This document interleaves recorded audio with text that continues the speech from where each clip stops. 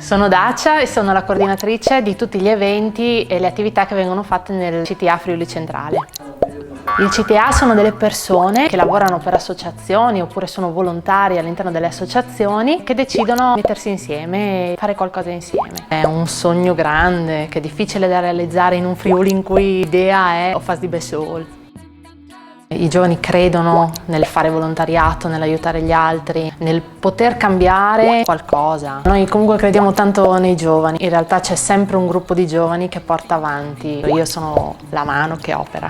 Altra domanda? Il CTA in realtà è stata una scoperta. Tutte le associazioni che attualmente ne fanno parte lavorano in maniera molto sinergica. Sì. Il cambio di pensiero e l'innovazione, insomma. E dimmi un papino, non mi viene.